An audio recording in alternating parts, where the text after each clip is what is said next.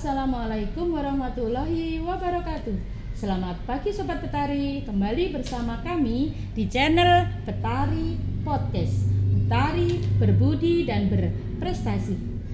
Perkenalkan, nama saya Bu Susilo Budiati selaku guru di SDN Jombatan 3 Jombang yang akan memandu bincang santai pada pagi hari ini. Tema podcast hari ini adalah wisata edukasi bersama juara pantomim Betari. Sebelum kita bincang santai, jangan lupa Sobat Betari untuk like, comment, share, and subscribe agar channel Betari Podcast lebih berkembang dan bermanfaat untuk kita semua. Sudah ada di depan kita anak hebat Betari yang bernama Aluna Tiffany Jeverina yang biasa dipanggil Aluna. Bagaimana kabarnya Mbak Aluna? Pagi. Baik, kabarnya hari ini? Baik.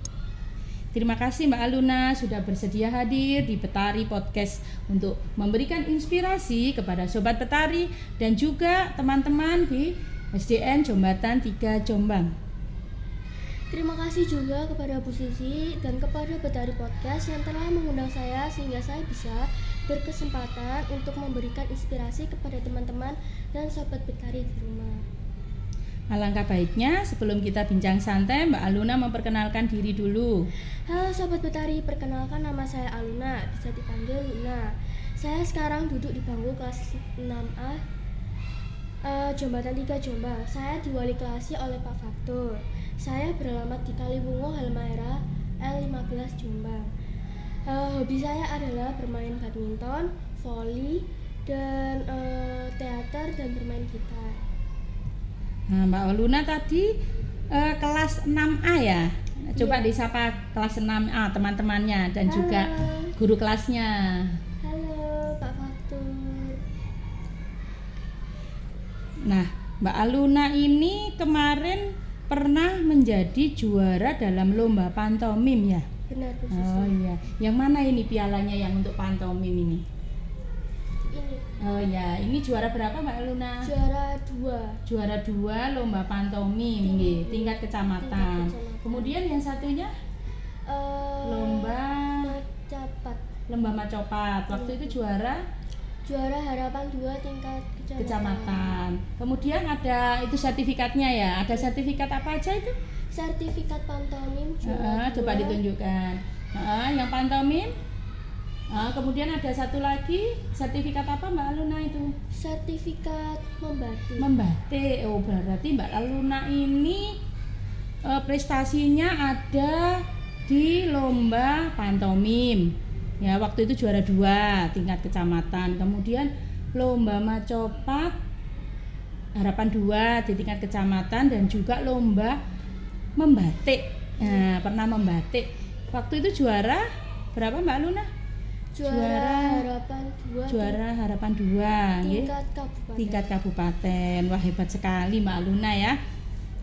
Nah, Mbak Aluna waktu belajar pantomim. Nah, waktu belajar pantomim mendapatkan piala ini itu waktu Mbak Aluna kelas berapa waktu itu?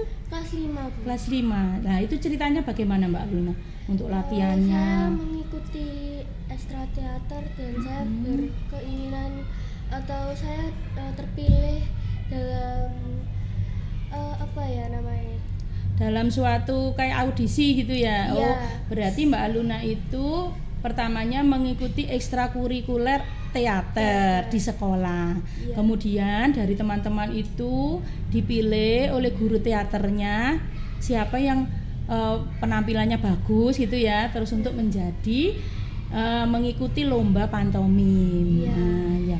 Waktu itu guru yang mengajar ekstra teater siapa Mbak? Bu Nadia. Bu Nadia, coba disapa Bu Nadianya. Halo Bu Nadia, sehat selalu. Semoga Bu Nadia sehat selalu ya, sudah mengajarkan ke murid-murid di SDN Jombatan 3 ya. Iya. Akhirnya berprestasi termasuk Mbak Aluna ini ya menjadi juara pantomim. Nah, Mbak Aluna waktu juara pantomim ini persiapannya bagaimana Mbak Aluna waktu itu? Latihannya berapa? Latihan 3 bulan. 3 bulan latihannya. Wah, Iya. lama sekali ya. Terus pantomim itu kan seperti gerakan-gerakan gitu Mbak Aluna ya. Nah, Gerakan-gerakannya itu waktu itu menceritakan apa Mbak Aluna? Menceritakan tentang sebuah kisah Heeh. yang Kisah. anak mau berangkat sekolah dan belajar. Kayak ada dua kepribadian, satu anak nakal dan satu anak baik. Oh, jadi ada dua kepribadian, satu anak nakal dan satunya yang anak baik. Kemudian waktu itu Mbak Aluna yang mempraktekannya sebagai yang siapa Mbak Aluna? Anak nakal. Oh, anak yang nakal. Perilaku guru. Oh iya. Kemudian yang anak baiknya siapa waktu itu? Roro. Mbak Roro ya, kelas 6 juga ya. Jadi waktu itu 2 orang ya Iya. berpasangan untuk lomba pantomimnya, yaitu Mbak Roro sama Mbak Aluna. Dan itu menceritakan suatu kisah di sekolah gitu ya. Tadi ada anak yang pandai dan satunya ada anak yang kurang pandai gitu ya. Terus peragaannya gimana aja Mbak Aluna yang dipelajari waktu itu? Ceritanya pantomimnya itu menceritakan bangun tidur, kemudian buka jendela. buka jendela, berarti pakai gerakan buka jendelanya bagaimana gitu ya. Terus mandi, gosok gigi dipraktekkan gitu ya, waktu gosok giginya. Berangkat sekolah. Kemudian di sekolah. Terus di sekolah belajar. Terus mengikuti ekstra musik. Kemudian yang anak pandai dan anak kurang pandai tadi bedanya bagaimana Mbak Aluna? Yang anak pandai berangkatnya atau gimana? Peragaannya? Kayak anak pandai. Berangkatnya mungkin lebih cepat persiapannya mungkin belajar dulu di rumah gitu ya. Kalau yang anak kurang pandai itu mungkin persiapannya kurang matang gitu ya. Jadi kalau di sekolah itu kalau diajari itu menandakan dia itu tole masih belum paham dengan materi yang disampaikan. Jadi peragaan seperti itu nggih. Jadi antara anak yang pandai dan anak yang kurang pandai itu diperagakan secara pantomim gitu ya, dengan gerakan. Nah, tapi dengan gerakan itu pemirsa atau penonton yang menyaksikan itu paham bahwa oh ceritanya seperti ini, itu anak yang sedang sekolah, kemudian itu gerakan anak yang sedang belajar musik waktu itu ya kan, ada kayak belajar musik apa itu waktu itu Mbak Aluna? Musik piano. Jadi seperti nekan-nekan gitu ya. Terus kenapa Mbak Aluna waktu lomba pantomim itu kok sering kalau make up itu mesti putih ya? Make up buat wajahnya. Buat memperjelas wajah atau raut wajah.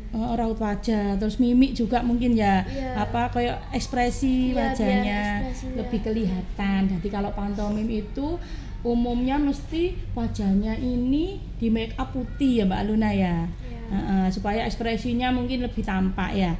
Ekspresi marah, mungkin ekspresi yang lagi senang, sedih gitu ya Mbak Aluna ya. Oh iya.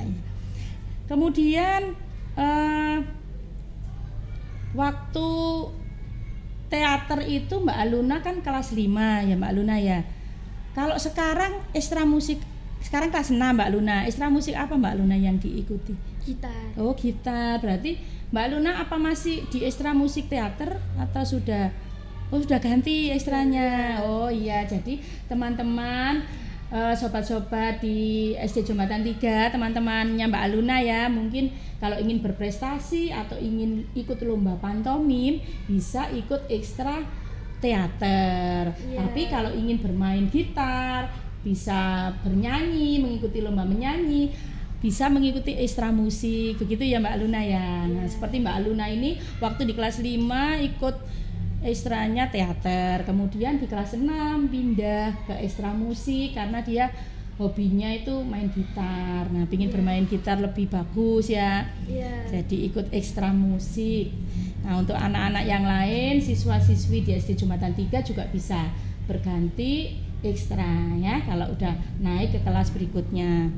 Nah, Mbak Aluna, untuk yang Macopat. Nah, untuk yang juara Macopat itu tadi Mbak Luna juara Harapan 2 ya. Nah, itu kisahnya bagaimana Mbak Luna waktu itu? Saya dilatih oleh Pak Fatkur. Oh, dilatih oleh Pak Fatkur. Pak Fatkur yang guru kelas 6 ya. Nah, kemudian Kemudian saya dilatih selama 3 minggu atau lebih. Sekitar 3 minggu untuk bisa mengikuti lomba. Iya. Macopat itu kan seperti nembang itu ya Mbak Luna ya. Iya. Berarti nembangnya pakai bahasa Indonesia apa bahasa Jawa? Bahasa Jawa. Bahasa Jawa. Jadi nembang macopat itu menggunakan bahasa Jawa. Masih ingat liriknya? Masih. Gimana? Satu aja, Haris. Sekar gambu ping jatuh. Sekar gambu. Bareng sama Bu Susi. Bu Susi tak menirukan. Sekar gambu ping catur. Seperti itu ya. Bu Susi senang kalau mendengarkan lagu Jawa. Atau kalau bahasa Jawa kan nembang ya, nembang Jawa. Jadi waktu itu lomba macopatnya itu persiapannya sekitar 3 minggu ya Mbak Luna ya, belajar nembang. Waktu itu nembang sekar apa Mbak Luna tadi? Sekar gambu. Nah, nembangnya sekar gambu untuk mengikuti lomba. Nah, Mbak Luna waktu diajar Pak Fatkur itu mengalami kesulitan apa enggak untuk nembang itu pertama kali diajarkan? Kesulitan? Ada. Soalnya mungkin bahasanya itu ya susah karena itu sangat panjang gitu. Jadi liriknya panjang, nafasnya ya harus diatur. Betul. Nah, itu kisahnya Mbak Aluna di lomba macopat. Kemudian lomba yang ketiga tadi itu lomba membatik. Mbak Aluna sudah juara berapa tadi? Juara harapan 2 lomba membatik. Ya, membatik. Membatiknya di kertas apa di kain ya kalau membatik? Oh, di kain. Terus alatnya apa aja Mbak Aluna waktu itu? Canting, lilin, kompor, lilin, kain. Jadi canting, kompor, lilin, dan kain. Terus prosesnya bagaimana Mbak Luna waktu lomba itu yang disiapkan? Yang pertama itu panasin dulu lilinnya. Oh, lilinnya dipanasi di kompor tadi ya? Iya, sampai mencair. Di wajan gitu ya, ada wajannya, terus ada lilinnya di dalamnya. Kemudian nanti kalau udah sambil itu nanti kita sketsa di kain. Oh, sketsa gambarnya, gambar batiknya di kain itu. Yang pertama pakai pensil dulu. Oh ya, berarti gambarnya di kain itu pakai pensil dulu ya Mbak Luna ya? Iya. Setelah pakai pensil, kemudian lilinnya tadi dipanaskan. Iya. Kalau sudah panas? Nanti nanti dituangkan. Diambilnya dengan apa Mbak Alina? Canting. Oh, dengan canting. Nah, dengan canting alatnya gini ya. Dengan canting itu baru digambar di kainnya, digoreskan di kainnya itu ya, sesuai dengan gambar dari Mbak Aluna tadi. Nanti ditebalin. Oh, ditebali gitu ya. Jadi cantingnya itu ngambil lilin yang di wajan tadi panas, kemudian digoreskan ke kainnya. Seperti itu ya prosesnya ya.